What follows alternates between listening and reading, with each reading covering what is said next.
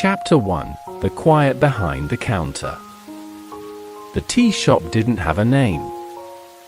It sat quietly between a hardware store and an empty building that used to be a travel agency. Its door was old wood, painted over too many times, now flaking at the corners. The windows were clean, but plain. Just one handwritten note taped to the glass, updated every morning. Open, 10 o'clock close, when I'm tired. Most people walked past without noticing. But some stopped. Maybe it was the smell. Maybe it was the stillness. Or maybe it was just that quiet kind of exhaustion that makes you want to sit down somewhere without needing to explain anything. Inside, there were no decorations. No music. No photos on the wall. A few wooden tables, a shelf of loose-leaf tea in jars, and a counter that looked like it had been repainted in someone's kitchen. The whole place felt like it had no desire to impress anyone. And behind the counter stood a man in his 60s. Gray shirt.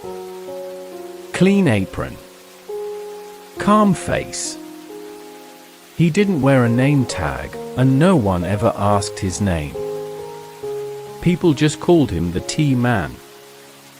He wasn't famous. He didn't run an Instagram account. He didn't talk about antioxidants or fermentation or ancient Chinese dynasties. He just made tea. Every cup fresh. Every pot washed by hand. No sugar, no milk, no Wi-Fi. Sometimes people complained about that. He didn't mind. They usually didn't come back. The ones who stayed were quieter. More tired, maybe. Or just needing something they didn't know how to name. He never asked questions. When someone walked in, he'd nod toward the seat by the window. Then he'd go to the jars, open one, take a breath, scoop a pinch of leaves into the pot, and start the kettle. People noticed, after a while, that he never asked what they wanted. Yet somehow, the tea always fit. Astringent, sweet, floral, smoky. Different each time. Like he could read the kind of day they were having. But he'd just say, "It's not magic. You learn to look." The tea man lived alone, upstairs. His daily routine was simple. Open the shop. Brew tea. Listen, mostly in silence. Clean. Close. Eat a small dinner, drink warm water, and go to sleep early. No one knew much about his past. Some said he used to be a professor. Others thought he was a widower. A few believed he had once worked in finance and burned out. He never confirmed anything. But sometimes, after the shop closed, he would stand in the dark, staring out through the window, watching people hurry past under the streetlights. And for a moment, his face looked like someone waiting for someone who would never come. One Monday morning in March, a woman walked in with red eyes and a file folder clutched to her chest. She looked like she hadn't slept. Her blazer was wrinkled, and one heel was slightly bent. She didn't speak. Just dropped into the seat by the window like her legs couldn't carry her anymore. The tea man watched her for a moment. Then turned to the shelf and pulled out a jar that hadn't been touched in weeks, roasted barley and a pinch of chamomile. He brewed it slow, letting the silence stretch. When he placed the cup in front of her, she didn't look up. Just stared at it for a long time. Her hands trembled slightly as she lifted it. After the first sip, her shoulders dropped, just barely. A few minutes passed before she whispered, without looking at him, "I got fired this morning." He didn't answer. Just nodded once and stayed behind the counter. She took another sip, then laughed bitterly. 7 years. Built everything around that job. Skipped birthdays. Lost a relationship over it. Didn't even cry when my dad died. But this? She touched the file folder. This makes me feel like I don't exist anymore. The tea man leaned on the counter, arms crossed, listening. She looked at him finally. "You don't even know me. Why am I telling you this?" He shrugged. "Some rooms are built for saying things out loud," he said simply. She stayed an hour. Didn't check her phone once. When she left, she said thank you so quietly it almost wasn't there. The tea man washed her cup by hand, dried it carefully, and placed it upside down on the shelf. Then he sat behind the counter, staring at nothing, his hands still slightly warm from the rinse water. He didn't write anything down. Didn't keep records. But somehow, he remembered every customer. Not names. Not birthdays. Just how they sat a day. What kind of silence they carried.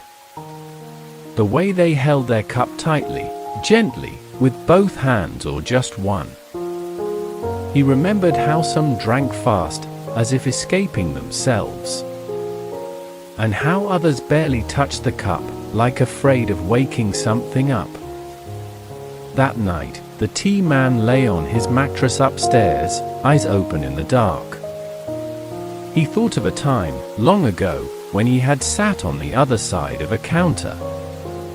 Years blurred now, but he remembered a taste-strong black tea with dried ginger and a voice telling him, "It doesn't have to make sense today." He never forgot that line. Maybe that was why he opened the shop in the first place. Not to teach. Not to fix. Just to hold space, the way someone once held it for him. Chapter 2. When the city can't hear you. The city had a way of swallowing people without anyone noticing.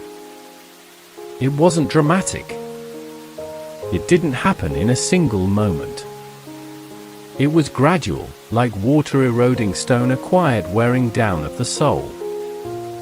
You kept going to work, answering emails, buying groceries, nodding to neighbors. Until one day you realized you couldn't remember the last time someone looked you in the eye and really saw you. Michael had never been good at sitting still. For 35 years, he was the first to arrive at the office. Civil engineer. Deadlines, schedules, site visits. Even on weekends, his mind clicked like a clock: fix the sink, check the stock market, clean the gutters, vacuum the car. Then came the early retirement package. Generous, unexpected. His wife had encouraged it. "You've earned this," she said, smiling tiredly. He agreed, gratefully. That was a year ago. Now, at 63, Michael woke most mornings unsure of what day it was. No one needed his opinion. No one asked for his time. His calendar had become a wall he didn't need to look at. He wasn't depressed, exactly.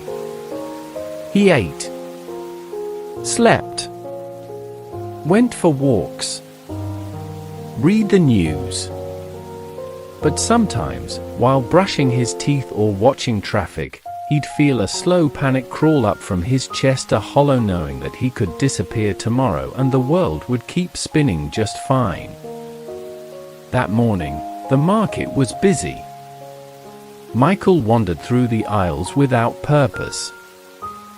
He didn't need anything. He just didn't want to go home yet. His wife was working from her laptop at the kitchen table. She used to teach full-time at a nearby high school. Since the pandemic, her hours had changed. They saw each other more now, but somehow talked less. They weren't fighting, just drifting.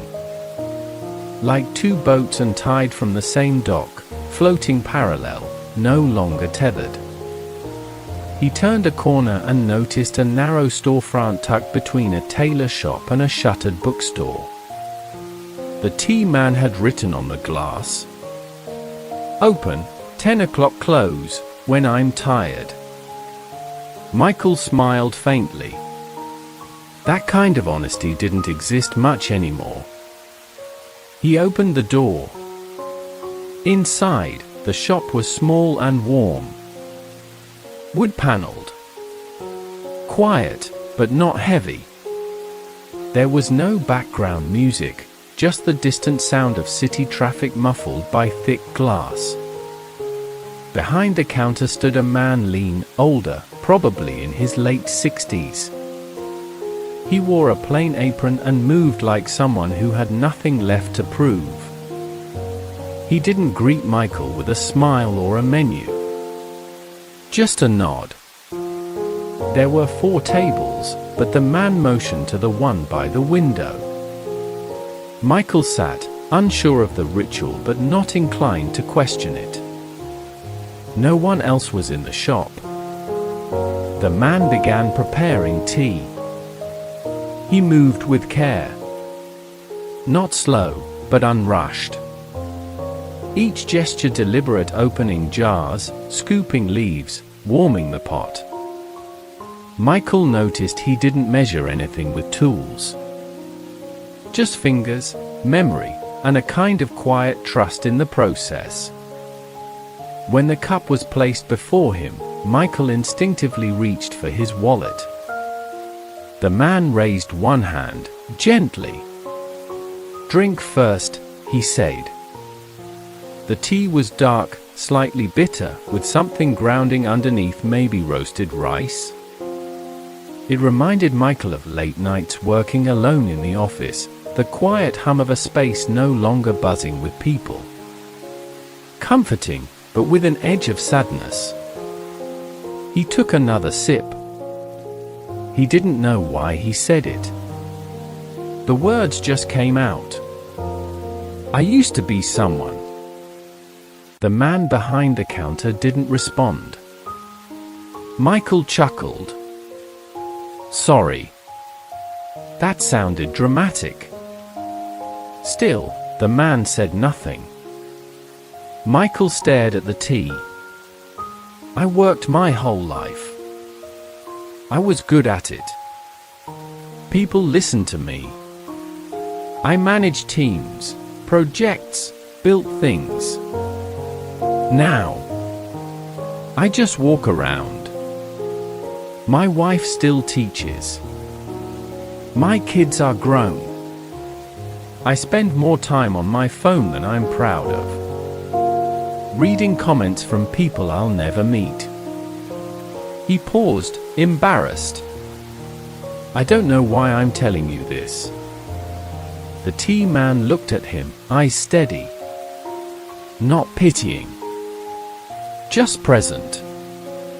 Michael cleared his throat. "There's this moment, you know, when you wake up and realize you're not necessary anymore. Not in a tragic way. Just invisible." The tea man refilled the kettle. "People think usefulness is the same as worth," he said, finally. "It's not." Michael blinked. "What do you mean?" Being useful is about others. Being whole is about you.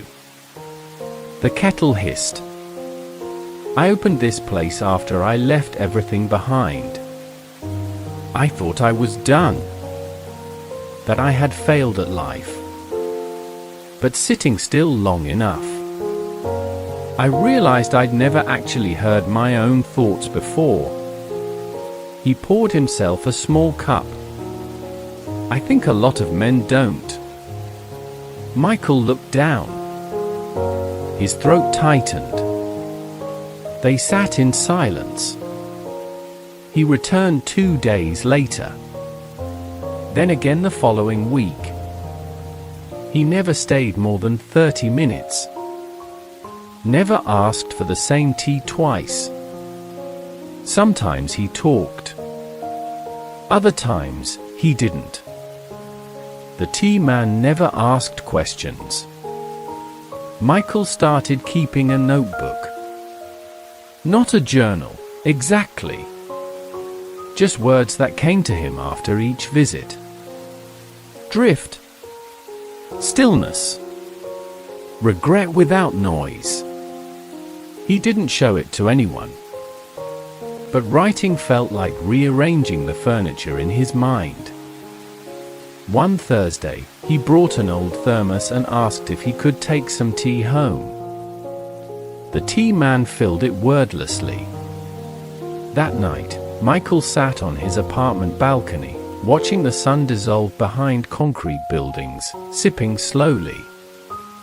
He didn't feel fixed, but he felt anchored. One afternoon, he walked in and found a young woman crying softly in the corner seat. Her hair was damp. A suitcase sat at her feet. Michael almost turned around. This felt private. But the tea man nodded toward the window seat as usual. Saturday. And for the first time, someone else was still crying while he drank his tea. They didn't speak. But something passed between them in the quiet. A kind of shared loneliness, ordinary but sacred. When she left, she nodded at Michael. No words. He nodded back. That night, at home, his wife asked where he'd been. He told her, honestly, about the tea shop. About the man who never asked questions. About the way the silence felt safe. She was quiet for a moment, then said, "Maybe I'll come with you sometime." Michael smiled. For the first time in months, it reached his eyes. Chapter 3: The Taste That Stayed.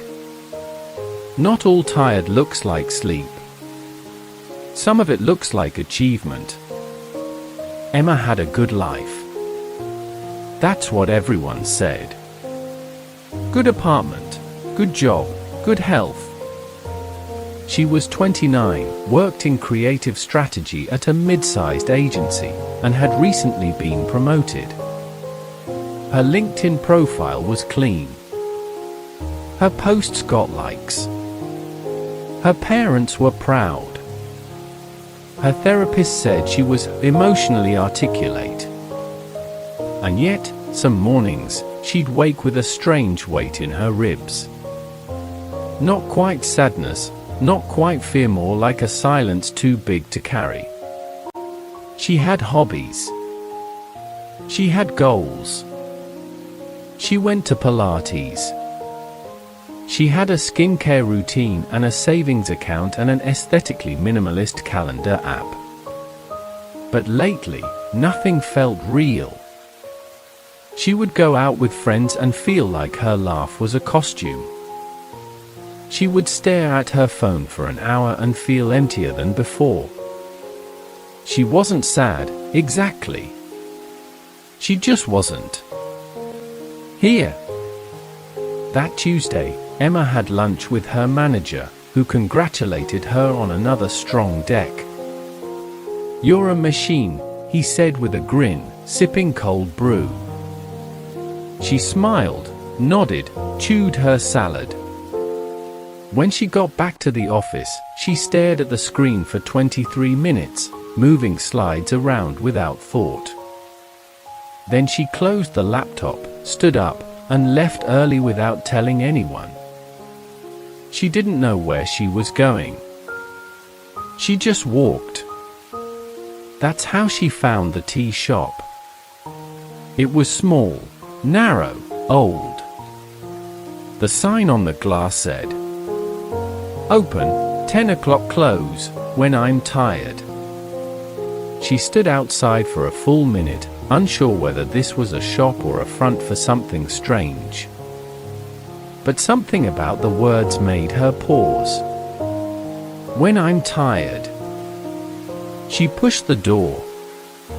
The man behind the counter didn't smile, didn't ask, "How can I help you?" He just looked at her with a calm that was almost disorienting, and gestured to the seat by the window. Emma sat, feeling oddly seen and simultaneously invisible. The silence was soft, not awkward. The kind of quiet that reminded her of when she used to visit her grandfather's house on rainy days and sit by the radio, not talking, just being. She looked around. No music. No Wi-Fi sign. No menu. No neon. No aesthetic. Just warmth. The man, the tea man, she would later call him, moved with practiced stillness. He poured water from a kettle into a handmade pot, placed dried leaves with care, waited, then poured again. He set the cup in front of her with both hands. Didn't speak. Emma stared at it. She didn't know what it was. She took a sip and blinked. It wasn't delicious in the way cafes tried to be. It wasn't sugary or spiced or trendy. But it was deep. Slightly nutty, slightly floral. Like something that had existed long before her to-do list. She felt her throat tighten. The tea man stood behind the counter again, wiping a small teacup slowly. "I don't know what's wrong with me," she said, staring at her fingers. He didn't answer. "I think I'm supposed to be happy. I have everything I said I wanted. I check every box. But I wake up and nothing. I can't feel anything." Still silence. "It's not dramatic. I'm not suicidal. I'm just blank." She looked up. "I'm sorry. I shouldn't dump this on you." The tea man finally spoke. "You didn't." She exhaled. They didn't speak again for the next 15 minutes. She drank slowly, staring out the window. A cyclist passed. Someone walked a dog. Life moved on, unaware of her unraveling. When she stood to leave, she paused. "Can I come back?" The tea man nodded once. That was all she needed. Emma returned the next week. Then again, 3 days later. She never stayed long. Never brought work, never took photos. Sometimes she spoke, sometimes not. But something about the space, its refusal to ask anything of her, made her feel more human than most places did. At work, she was confident, efficient, articulate. She could explain branding psychology in 5 frameworks and hold her own in pitch rooms filled with men twice her age. But here, in this small quiet shop, she could just sit. One Thursday afternoon, after another meaningless meeting, she arrived visibly shaken. Her hands were trembling slightly when she reached the table. She didn't speak for several minutes. The tea man served her tea something like this time, a green oolong with a faint floral scent. When she finally looked up, her eyes were tired. "I cried in the bathroom at work today." He didn't react. No one noticed. "I wiped off my mascara, walked back in, and ran a strategy call. The client said I sounded sharp." She took a sip. "I don't think I even know what I want anymore. I spent years climbing a ladder I never stopped to question." Silence. "I think I'm scared I'll feel like this forever." The tea man leaned slightly forward. "You won't," he said, quietly. She nodded slowly, almost not believing but needing to hear it anyway. That evening, after Emma left, the tea man stood alone behind the counter, staring at the cup she left behind. Usually, he cleaned immediately. But tonight, he didn't. He sat at the same table where Emma had just been. Picked up the cup, held it in both hands, and closed his eyes. He remembered a time 20, maybe 25 years ago when his daughter used to sit across from him, arms folded, refusing to talk after school. He would make her tea then, too. Not because she asked, but because it was something he knew how to offer. He had never been good with words. Not then. Not now. And yet, sitting in this room, watching people unravel slowly and without shame, he wondered if maybe listening had been enough. Maybe listening still was. The next day, he did something he hadn't done in years. He placed a small notebook on the shelf behind the counter. It was blank. He didn't know what he was going to write in it. He wasn't planning a memoir or a recipe collection.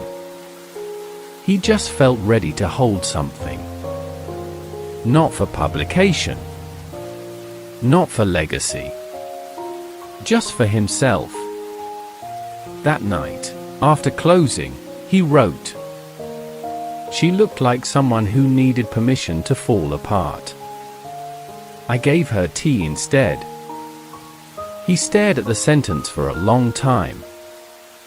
Then added, I think that was enough. Emma kept returning. Sometimes with books, sometimes with nothing. She learned to sit longer. To say less. To drink slower. Once, she brought her mother. They didn't talk much, but they sat side by side for nearly an hour. When they left, her mother said, "That man has kind eyes." Emma smiled. Yeah. He does. One evening, as the sun slipped low, Emma came in just before closing. She looked calmer. Not radiant. Not transformed. Just more real. She held out a small paper bag. It's just a cookie, she said. From a bakery I like. I thought maybe you'd want something sweet for once. The tea man looked at the bag. Hesitated. Then took it with both hands. Thank you, he said. It was the first time she heard him say those words. Later that night, after the last light was turned off, he sat at the counter, opened the bag, and ate the cookie slowly, one crumb at a time. He had forgotten what it was like to receive. Chapter 4: Things Left Unsaid. Some silences are heavy with the sound of what never got to be spoken. It was a Friday afternoon, colder than it should have been for spring. The streets were beginning to empty, commuters slowly draining out of the city, their faces dulled by habit. The sky was pale, clouds pulled thin like overwashed fabric. Inside the tea shop, the air was still. No customers yet. The tea man had just refilled the water kettle when the door opened. She entered quietly. She wasn't young, but she wasn't old. Somewhere in that indeterminate space where age no longer gives away much. Maybe mid-50s. A grey-blue scarf wrapped around her neck. Hands bare, fingers marked with faint ink stains. A simple leather bag, held too tightly. She paused just past the door, eyes sweeping the room slowly, like someone searching for a memory instead of a place to sit. Then their eyes met. The tea man froze. Only for half a second. But in that half second, something passed between them. Recognition. Not dramatic. Not cinematic. But undeniable. Like hearing your name whispered across a train station. She gave the smallest smile. Not warm, not cold. Just enough to say, "Yes, I remember too." He gestured toward the window seat. She nodded and sat down. He moved carefully. Measured each gesture. From the shelf, he chose a jar he hadn't touched in months, white tea, dried osmanthus petals, and a pinch of lemon peel.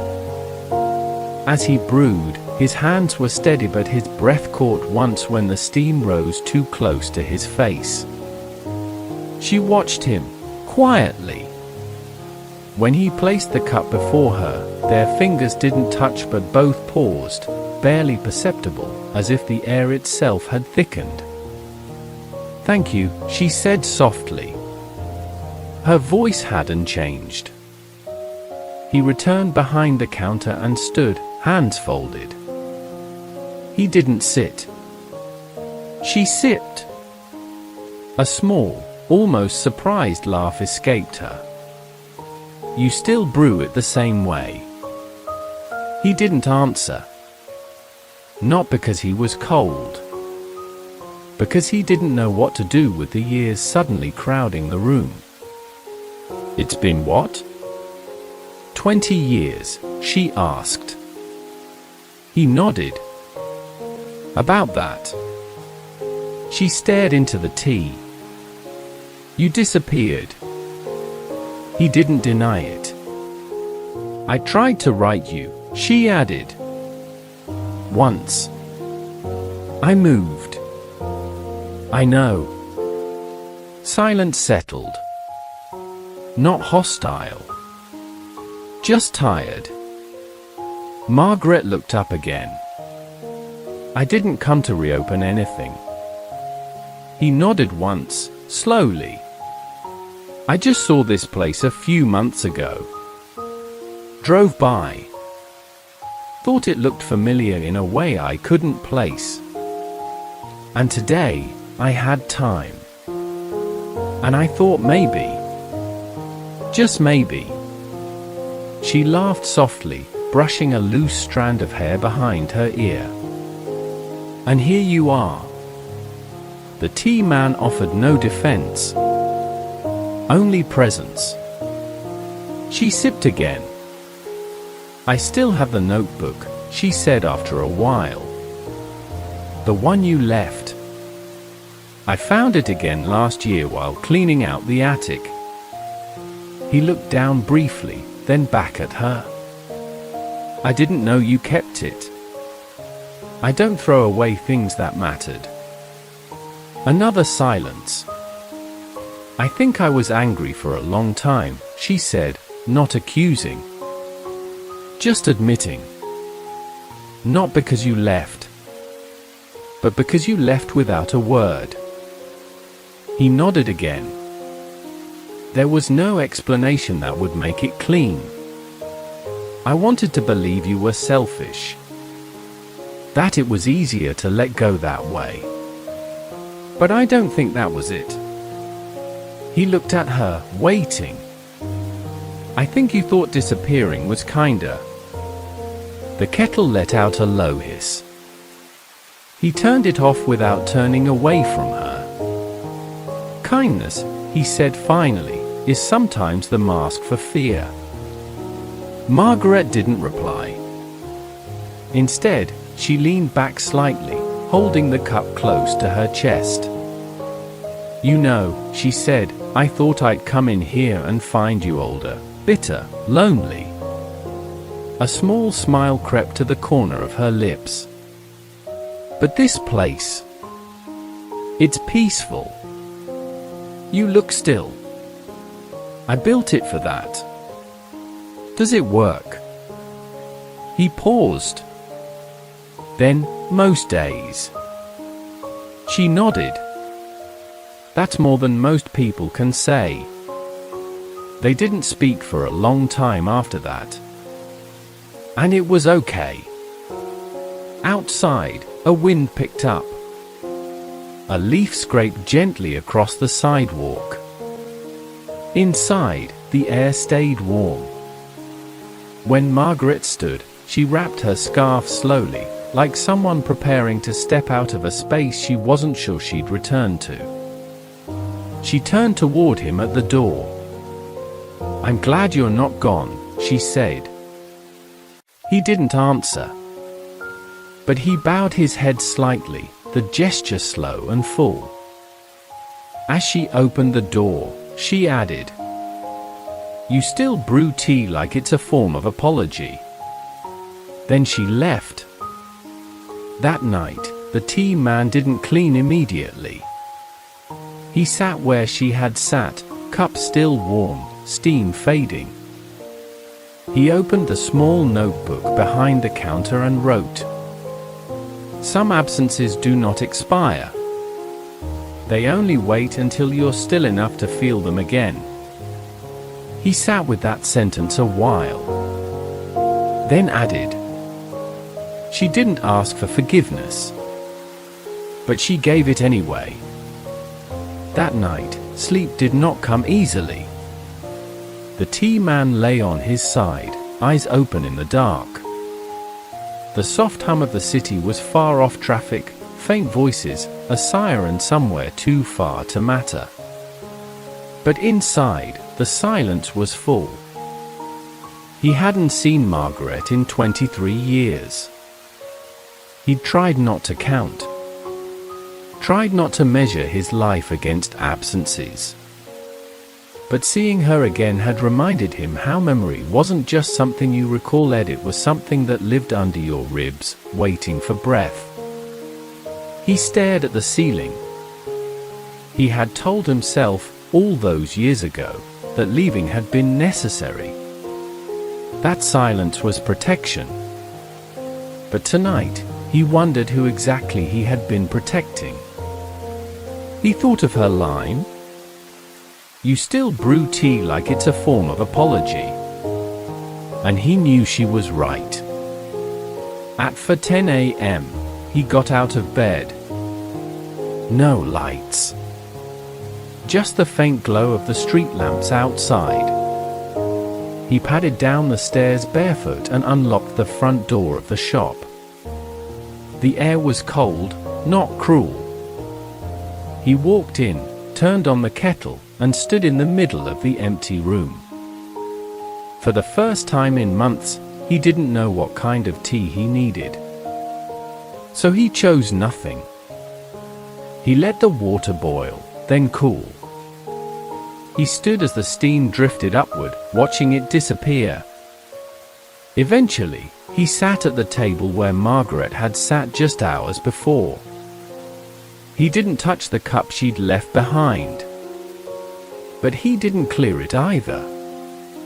At sunrise, he swept the floor slowly. He opened the shop early, without changing the sign.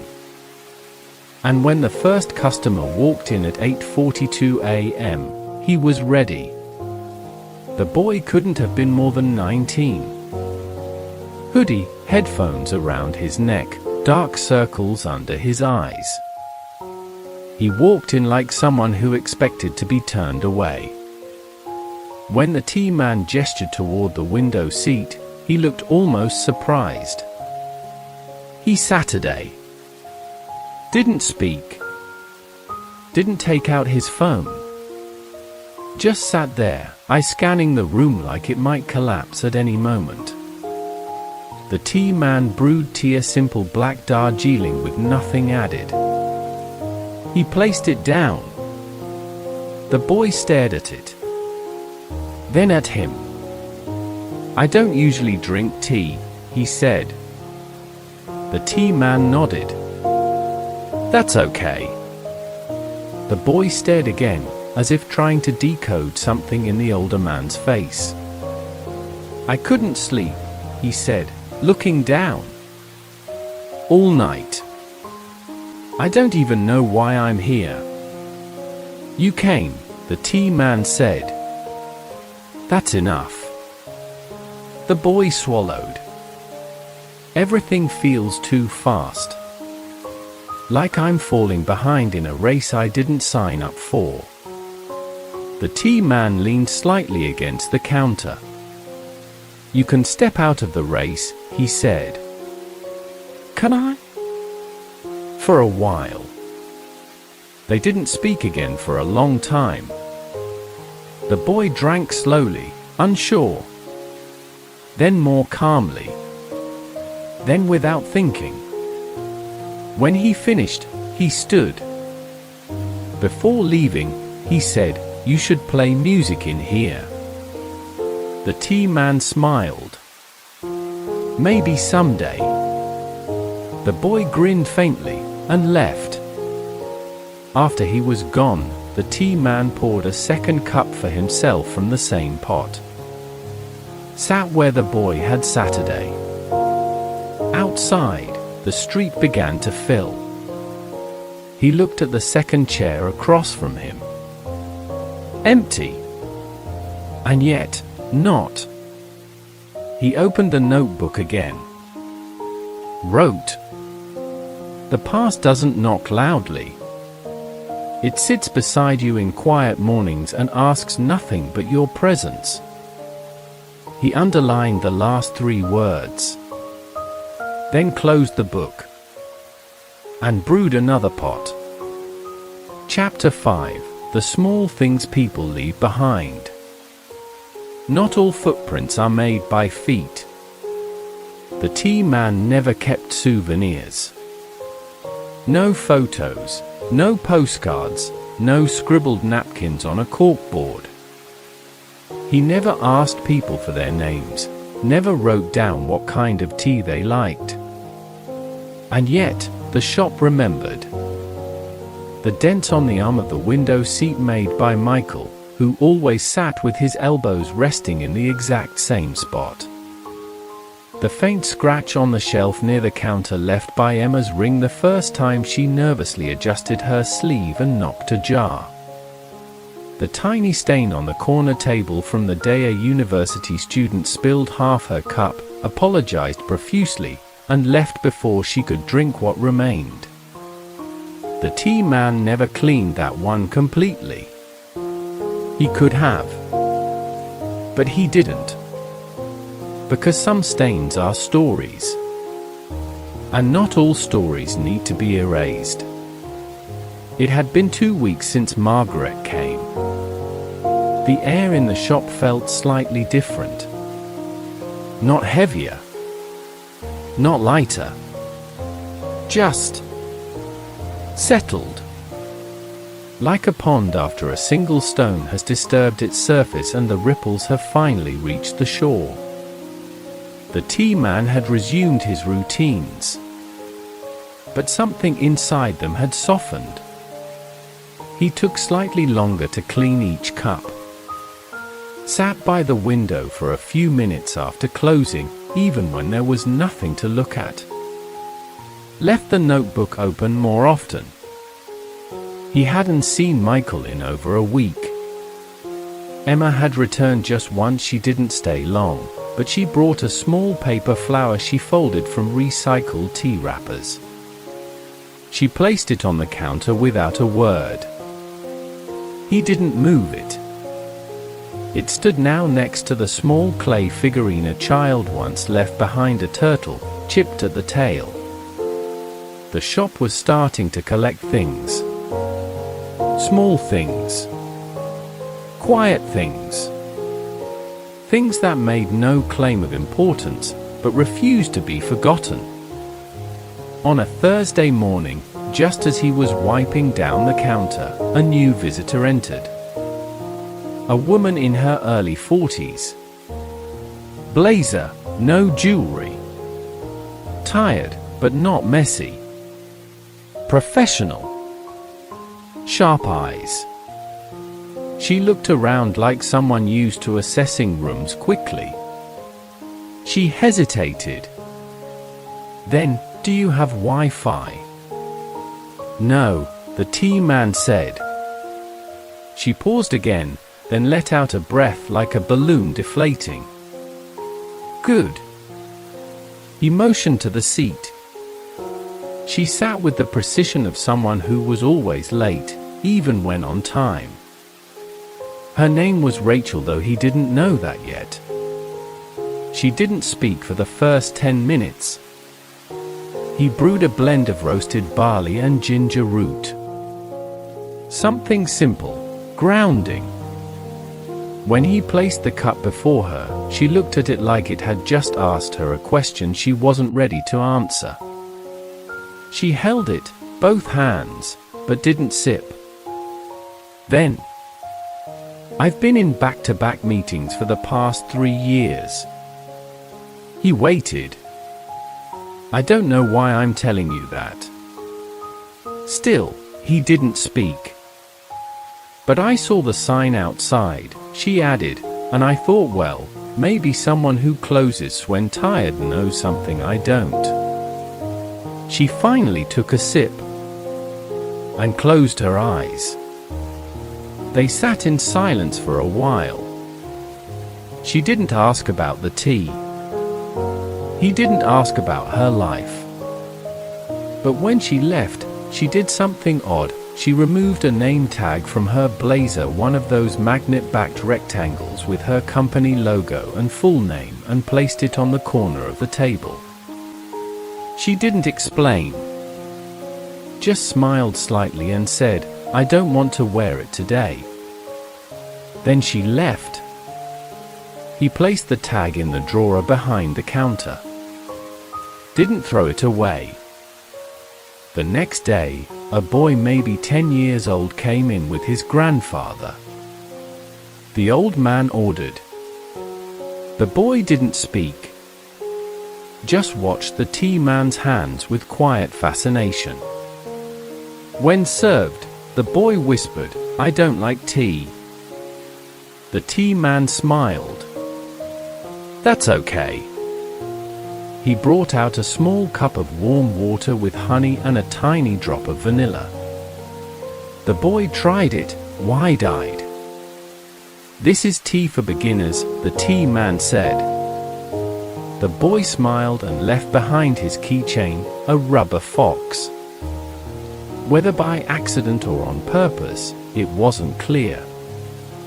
The tea man placed it next to the paper flower.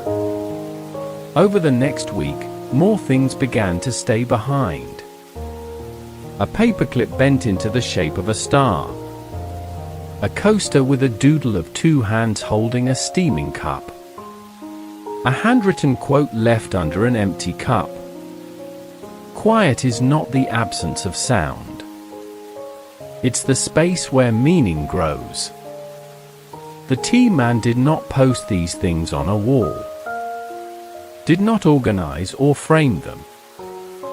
He simply kept them.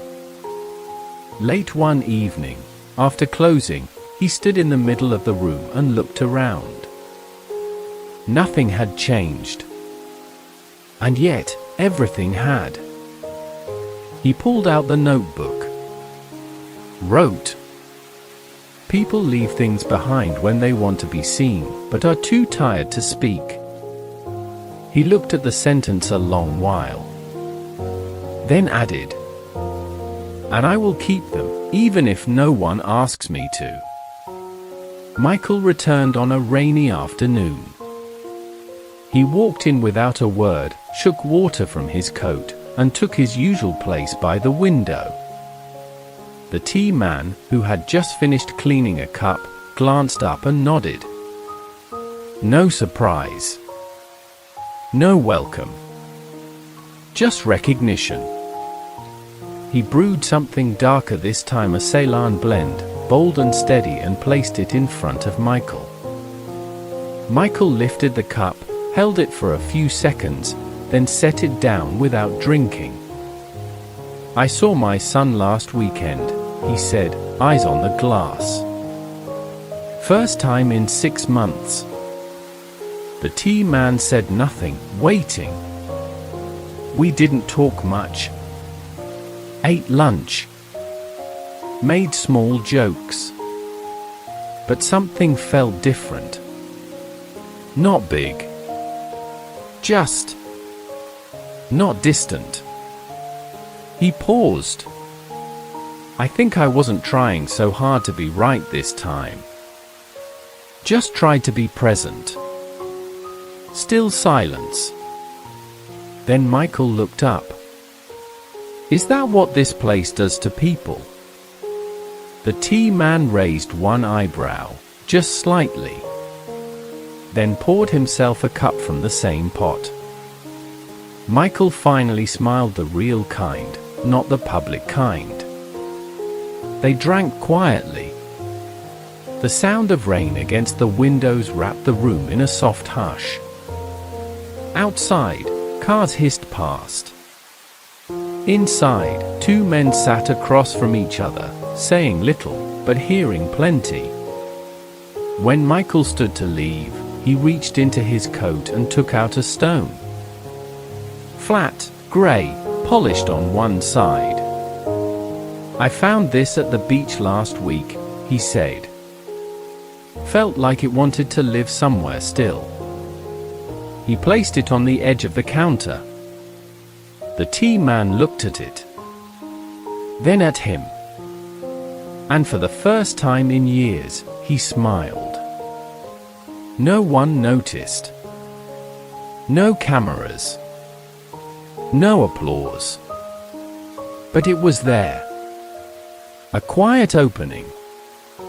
A shift. Not because of the stone. Because someone had seen something in him worth leaving behind. After Michael left, the tea man stayed standing for a while, staring at the counter. Then he picked up the stone, felt its weight, and placed it gently next to the fox keychain, the paper flower, the name tag, the coaster. He didn't organize them.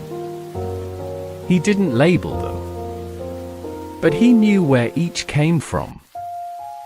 And that was enough. That evening, he didn't write in the notebook. Instead, he sat by the window with a second cup of tea and watched the city pass by in wet reflections. A couple shared an umbrella, laughing at the water soaking their shoes. A cyclist in a poncho pedaled slowly, defiant against the rain.